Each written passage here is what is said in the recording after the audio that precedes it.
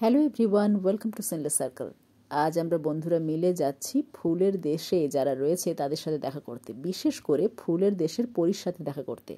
কেন এই কথাটা বলছি যে ফুলের দেশে যাচ্ছি সেটা তোমরা পরপর দেখতে থাকো, নিজেরাই বুঝে যাবে যে এখানে কি পরিমাণ ফুল আছে।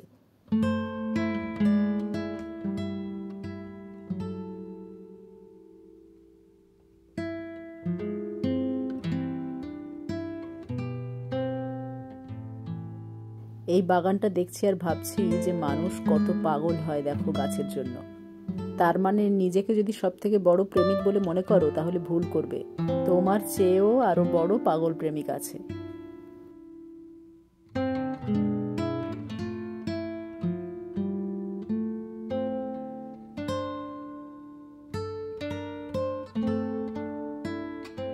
এত ফুল ভর্তি যদি বাগান থাকে বাড়িতে, আর যারা এই বাগানের মধ্যে ঘুরে বেড়াবে তাদেরকে কি বলবে?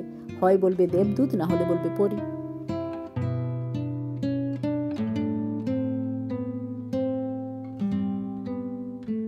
আর এই বাগানটা দেখো, মনে হয় যেন বাড়ির মালিক তার নিজের যত আবেগ ছিল, যত ভালোবাসা ছিল সব ঢেলে বাগানটা সাজিয়েছে।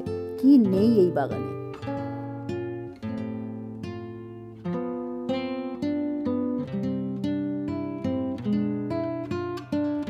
আমার কাছে তো এই বাগানটা এক কথায় স্বপ্নের বাগান।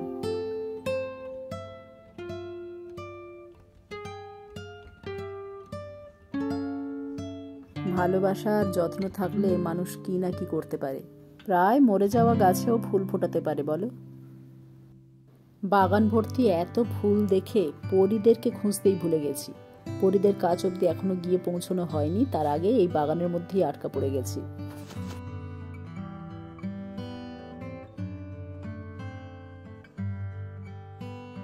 আজকের এই বাগানগুলো তোমাদের কেমন লাগছে অবশ্যই কমেন্ট করে লিখে জানিও। আমার তো দারুণ লাগছে। গাছ লাগানোর শখ থাকলে আর জায়গা থাকলে, তার সাথে যদি একটু পরিশ্রম আর ধৈর্য রাখা যায় তাহলে আর দেখতে হবে না।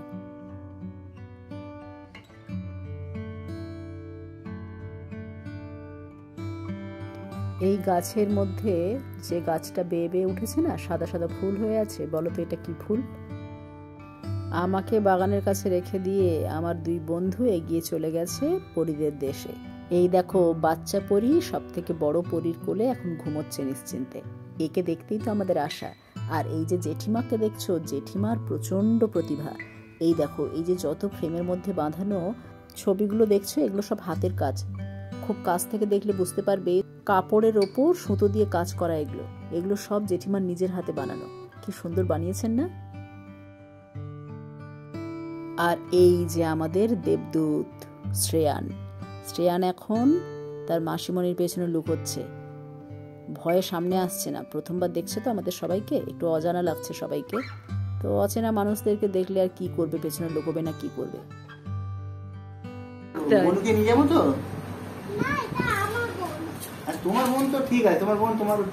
কিন্তু ক্যাডবেরিটা পেয়ে খুব খুশি, আর ও জানে ক্যাডবেরিটা এখন যেহেতু গলে গেছে তাই ওটাকে ফ্রিজের মধ্যে রাখতে হবে। ইতিমধ্যে পরীরা আমাদের জন্য কত টিফিন রেডি করে ফেলেছে। এবার আমাদের খাওয়ার পালা। বর্দির হাতের বানানো এই বিশেষ আলু মটরশুঁটি দিয়ে একটা তরকারি, অসম্ভব ভালো টেস্ট হয়েছে খেতে। আর এই যে কচুরি, রজনীর হাতে বানানো, দোকানদারের হাতে বানানো মিষ্টি, সব কিছু খেয়ে আপাতত আমরা চলেছি ছাদে। কেন কি ওখান থেকে চারিপাশের গাছপালাটা দেখতে ভালো লাগবে। এদিকে পুচকু পরী এখন মায়ের কাঁধে মাথা রেখে নিশ্চিন্তে চলেছে খোলা ছাদে।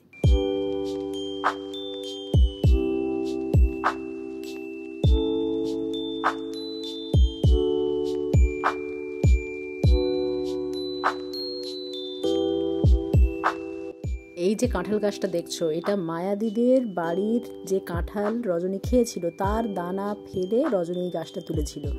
5 বছরের মধ্যেই গাছটা এত বড় হয়ে গেছে এবং এই গাছে ফলও ধরছে। গত বছর এঁচড় হয়েছিল, রজনী খেয়েছে।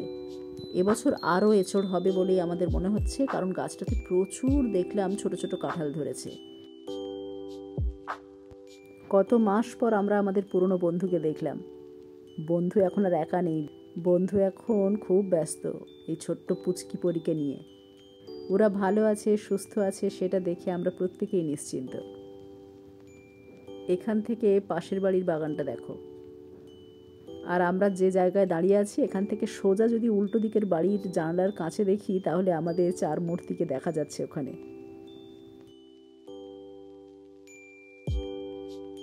প্রত্যেকটা মানুষের জীবনে কতগুলো পর্যায় থাকে, ছোট থেকে ধীরে ধীরে বড় হওয়া, তারপর বিয়ে করা, বিয়ের পর সংসার, তারপরে আবার বাচ্চার জন্ম দেওয়া, সেই বাচ্চাকে আবার কোলে পিঠে করে মানুষ করা। না না না, এই যে টুকটুকি টুকটুকি এদিকে।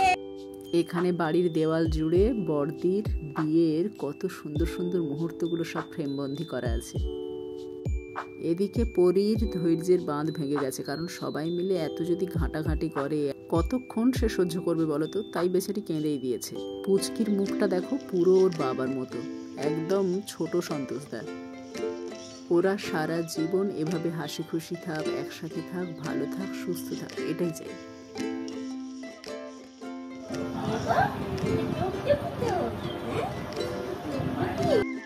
এখন আবার মায়ের কোল ছেড়ে ঝুমকি মাসিমণির কোলে গিয়ে ঘুমোচ্ছে। কি শান্তভাবে ঘুমোচ্ছে দেখো। এদিকে আমাদের আর্টিস্ট ব্যস্ত হয়ে গেছে।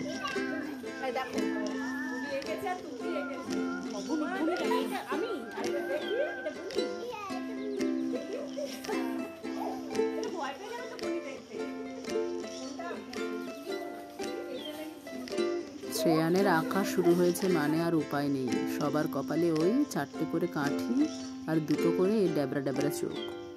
ওকে যদি আঁকার থেকে বিরত রাখতে হয় তাহলে ওকে নিয়ে একটু বাইরে ঘুরতে যেতে হবে। সেজন্য একটু বাইরে বেরোনো। চলো একটু আশেপাশের বাগানটা ঘুরে দেখি।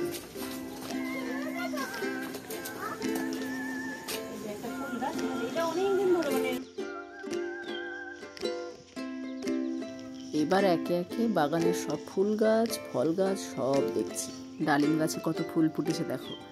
আর রজনীর সেই যে দানা ফেলে ওঠা গাছ, সেই গাছে কত ছোট ছোট কাঁঠাল ধরেছে দেখেছো। যখন এঁচড় হবে কত হবে বলো তো।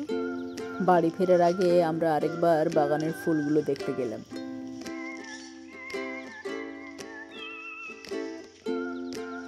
ও বাবা, এটা তো অর্কিড গাছ, এই দেখো। কিন্তু এই রঙের অর্কিড আমি কোনোদিন দেখিনি এর আগে। বাগান টাগান ঘুরে এসে আবার যেই রুমে ঢুকেছি অমনি দেখতে পেলাম জেঠিমার হাতে বানানো আরও নতুন নতুন কত কাজ। কত ধৈর্য থাকলে বসে বসে কাপড়ের ওপর ছোট ছোট ঘর তুলে তুলে এই ধরনের ডিজাইন বানানো যায়। এবার জেঠুর সাথে একটু দেখা করে নেব, আমাদের বন্ধু রজনীর বাবা। জেঠুর প্রতিভার কথা যত বলবো তত কম। এবছর বইমেলাতে ওনার লেখা এই ছোট গল্পের বইটি প্রকাশিত হয়েছে। এই বইটি তোমরাও চাইলে কিনতে পারো, কাউকে গিফটও করতে পারো। অনেক ছোট গল্প আছে আর বেশ ভালো লিখেছেন উনি। ওনার কল্পনা, ওনার ভাবনা চিন্তা আর সাহিত্যে ওনার দখল কতটা সেটা বইটা পড়লেই তোমরাও বুঝতে পারবে। সব মিলিয়ে আজকে ভিডিও কেমন লাগলো তোমাদের পারলে কমেন্ট করে জানিও। আমরা বন্ধুরা এবার বাড়ি ফেরত যাচ্ছি। নেক্সট ভিডিওতে আবার দেখা হবে। Thanks for watching.